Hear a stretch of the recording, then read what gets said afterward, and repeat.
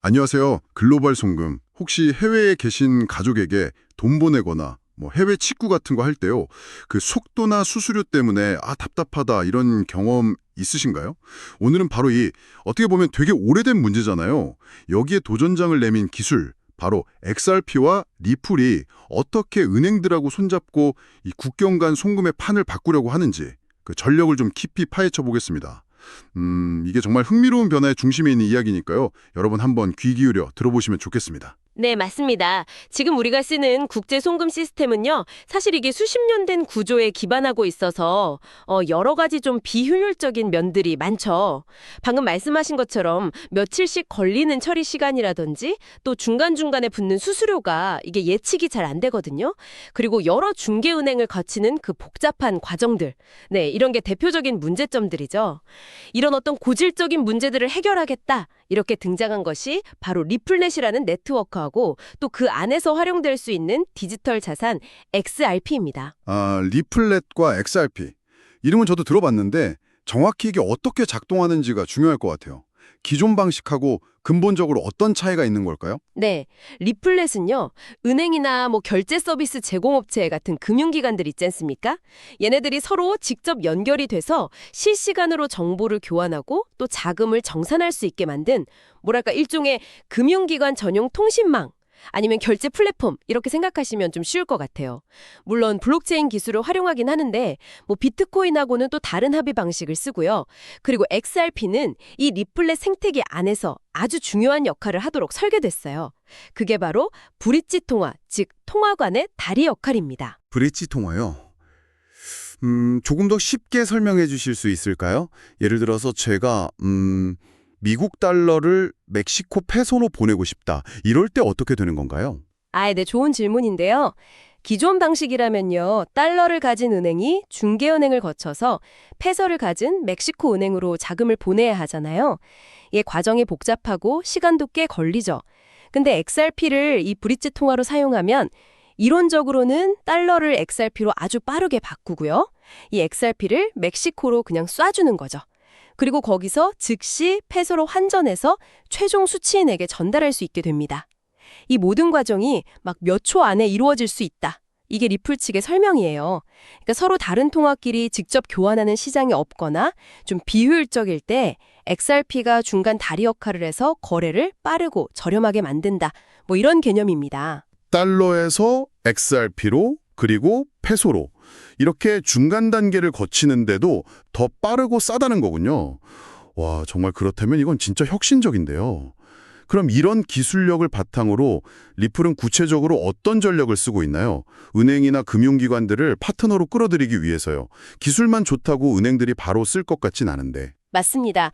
금융, 특히 은행권은 아시다시피 굉장히 보수적이고 또 안정성을 엄청 중요하게 생각하잖아요. 그래서 기술만 딱 내세워서는 설득하기가 어렵죠. 리플의 전략은 그래서 상당히 좀 영리하다고 볼 수 있습니다. 단순히 우리 기술 좋으니까 쓰세요 이게 아니고요. 은행들이 이미 가지고 있는 고민, 그러니까 그 비효율적인 국경 간 송금 문제를 우리가 해결해 줄 수 있다. 이 점을 아주 집중적으로 파고드는 거죠.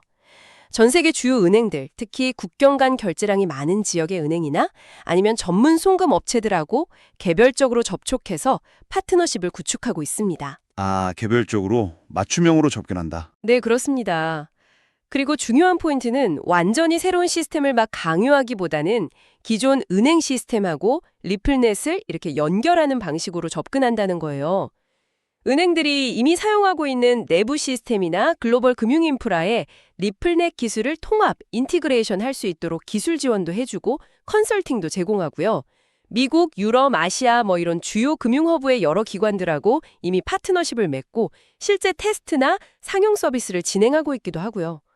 이건 어떻게 보면 기존 시스템에 대한 도전이면서도 동시에 그 시스템 안으로 들어가서 점진적으로 변화를 이끌려는 아주 실용적인 접근법이라고 볼 수 있겠습니다. 기존 시스템 하면 역시 그 국제은행 간 통신협회, 스위프트죠, 스위프트.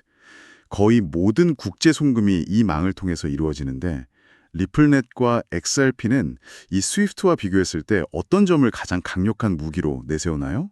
여기가 정말 궁금한데요. 가장 핵심적인 차별점은 역시 속도, 비용, 그리고 투명성 이 세 가지입니다. 스위프트 기반의 전통적인 송금은 보통 3일에서 5일, 길게는 그 이상 걸리기도 하고요. 또 여러 중개은행을 거치면서 수수료가 이게 눈덩이처럼 불어나는 경우가 많잖아요. 최종적으로 얼마가 될지 예측하기 어려운 경우도 있고. 반면에 XRP를 활용하는 리플의 ODL, 그러니까 On Demand Liquidity, 우리말로는 주문형 유동성 솔루션인데요. 이걸 쓰면 이론상으로는 몇 초 만에 국경간 결제를 완료할 수 있다고 주장합니다. ODL, 주문형 유동성이요? 아, 그게 아까 말씀하신 그 브릿지 통화 개념하고 연결되는 건가요? 위해서 해당 국가 통화를 미리 예치해둘 필요가 없어요. 이걸 사전 다금 예치, 프리펀딩이라고 하는데 이게 필요 없는 거죠. 대신 XRP를 실시간으로 구매해서 전송하고 즉시 현지 통화로 환전하는 방식입니다. 이 과정에서 XRP가 딱 브릿지 역할을 하는 거고요. 중개은행 단계를 건너뛰거나 최소화하기 때문에 수수료가 획기적으로 절감될 수 있다. 이게 리플의 핵심적인 가치 제한이죠. 또 블록체인 기술의 특성상 거래 과정에 참여자들이 비교적 투명하게 추적하고 확인할 수 있다는 장점도 있고요. 그러니까 스위프트망의 고질적인 지연과 비용 문제를 정면으로 겨냥하고 있는 셈입니다. 몇 초 만에 저렴한 수수료로 투명하게 송금한다. 와, 이건 정말 매력적인 제안인데요. 하지만 은행 입장에서 보면 이렇게 혁신적인 기술이라도 섣불리 도입하기 어려운 어떤 위험 요인들도 분명히 있을 것 같아요. 어떤 점들을 가장 우려할까요? 물론입니다. 크게 두 가지 정도 현실적인 장벽이 있다고 볼 수 있어요. 첫 번째는 아까 잠시 언급됐던 XRP 자체의 가격 변동성 문제입니다. 아시다시피 XRP를 포함해서 대부분의 디지털 자산은 가격이 상당히 좀 불안정하게 움직이는 경향이 있잖아요. 그런데 은행은 송금인의 결제 과정에서 사용하는 자산의 가치가 안정적이길 원하거든요. 몇 초, 몇 분 사이에 XRP 가격이 막 급등락한다면 보내는 금액이나 받아야 할 금액이 달라지는 그런 위험이 생기죠. 은행 입장에서는 이런 예측 불가능성을 굉장히 꺼릴 수밖에 없습니다. 그렇죠. 은행은 안정성이 생명인데 가격이 막 널뛰게 하는 자산을 결제 중간에 쓴다는 건 큰 부담이겠네요. 두 번째 장벽은 뭔가요? 바로 규제 불확실성입니다. 특히 미국에서요. 증권거래위원회 SEC죠. 여기가 리플사를 상대로 XRP가 미등록 증권이다. 이렇게 주장하면서 소송을 제기했고 이 법적 다툼에 꽤 오랫동안 진행되어 왔습니다. 물론 최근에 리플 쪽에 일부 좀 유리한 판결도 나오긴 했지만 여전히 XRP의 법적 지위에 대한 논란은 완전히 해소됐다고 보긴 어렵고요. 다른 나라들도 디지털 자산에 대한 규제 틀을 이제 막 만들어가는 과정이 있거든요. 이렇게 명확하고 통일된 규제가 없다 보니까 은행들이 XRP를 활용한 솔루션을 전면적으로 도입하는 데 주저할 수밖에 없는 거죠. 규제 준수, 즉 컴플라이언스는 금융기관의 존립과 직결되는 문제니까요. 가격 변동성 그리고 규제 불확실성, 이 두 가지가 리플과 은행 파트너십의 가장 큰 허들이라는 거군요. 아, 이해가 됩니다. 그럼에도 불구하고 이런 어려움 속에서도 실제로 리플 기술을 도입해서 가시적인 성과를 낸 사례들이 있나요?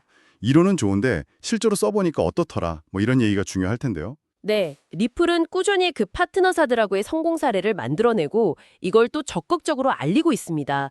예를 들면 특정 국가 간 송금 경로에서 리플 넷이나 ODL 솔루션을 도입한 은행이나 핀테크 기업들이 있습니다.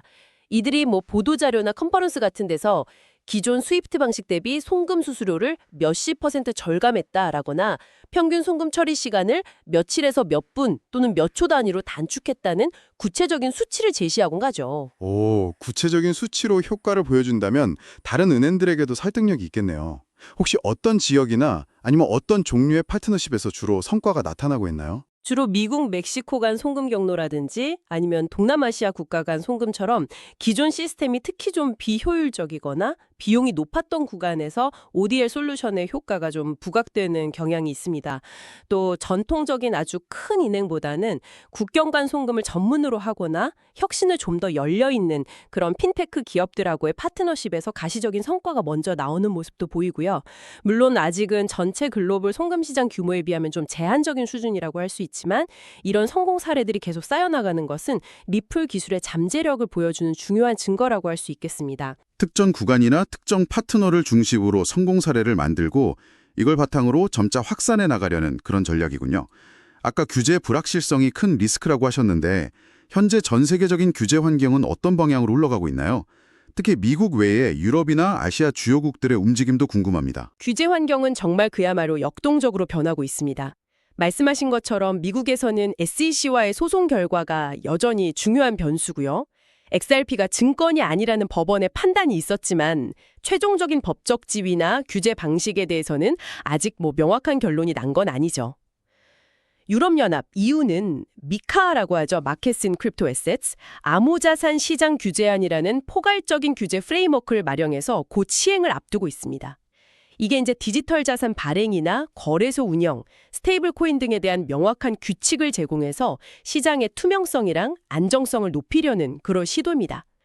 아시아 국가들도 각자 상황에 맞게 규제를 정비하고 있는데요. 싱가포르나 홍콩 같은 곳은 금융 허브로서의 지위를 유지하려고 비교적 명확한 가이드라인을 제시하면서 혁신을 장려하려는 움직임도 보이고요. 다른 국가들은 또 자국 통화 시스템 보호나 소비자 보호, 그리고 자금 세탁 방지 이런 걸 고려하면서 신중하게 접근하고 있습니다. 리플 입장에서는 이렇게 국가마다 다르고 또 빠르게 변화하는 규제 환경에 민첩하게 대응하고 각국 규제 당국하고 긴밀하게 소통하는 것이 생존과 성장을 위한 정말 필수 과제가 된 거죠. 어떻게 보면 규제가 명확해지는 것이 오히려 리플 같은 기업에게는 기회가 될 수도 있겠네요. 불확실성이 걷히면 은행들도 좀 더 안심하고 기술 도입을 검토할 수 있을 테니까요. 바로 그 점이 흥미로운 지점입니다. 단기적으로 보면 규제가 강화되는 것처럼 보일 수도 있는데요. 장기적으로 봤을 때 명확하고 합리적인 규제 틀이 마련된다면 오히려 디지털 자산 기술이 제도권 금융으로 편입되는 속도를 높이는 촉매자가 될 수 있습니다. 불확실성이야말로 기업 활동의 가장 큰 제약이거든요. 그래서 리플도 규제 당국과의 대화에 상당히 많은 노력을 기울이고 있는 것으로 보입니다. 자, 오늘 XRP와 리플이 은행들과의 파트너십을 통해서 이 글로벌 송금 시장에 어떤 변화를 가져오려 하는지 그 야심찬 계획과 또 현실적인 과제들을 함께 짚어봤습니다. 핵심은 이거 같아요. 스위프트로 대표되는 기존 시스템에 느리고 비싸고 좀 불투명한 점, 이걸 파고들어서 속도, 비용, 투명성이라는 확실한 강점을 가진 솔루션을 제공하려 한다. 하지만 동시에 XRP 가격 변동성이라든지 또 국가별 규제라는 만만치 않은 현실의 벽 또한 넘어야 하는 상황이라는 점.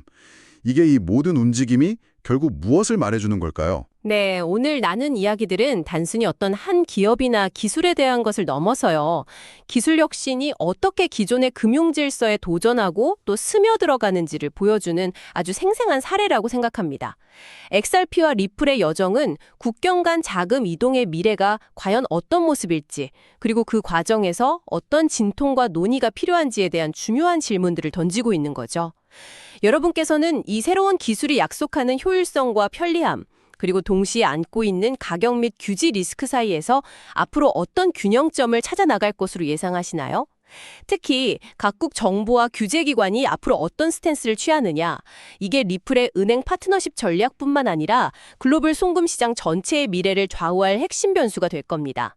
이 규제의 바람이 과연 어디로 불어갈지 계속 지켜보는 것이 중요하겠습니다. 네, 기술과 규제가 서로 영향을 주고받으면서 만들어갈 미래, 정말 흥미로운 관전 포인트가 될 것 같습니다. 오늘 저희와 함께한 이 깊이 있는 탐구가 여러분께 유익했기를 바랍니다. 다음 시간에는요, 또 다른 흥미로운 주인공을 만나볼 텐데요. 바로 스텔라 네트워크와 그 고유 자산인 XLM입니다. 스텔라는 특히 개인 간의 소액 송금이나 개발도상국의 금융 접근성 확대, 이런 쪽에 좀 더 초점을 맞추고 있는데, 오늘 살펴본 리플과는 또 다른 접근 방식으로 국경 간 결제 시장을 공략하고 있거든요. XRP와 XLM, 리플과 스텔라가 어떤 전략과 비전을 가지고 경쟁하고 또 어쩌면 협력하는지 비교해보는 재미가 있을 겁니다. 다음 시간도 기대해 주세요.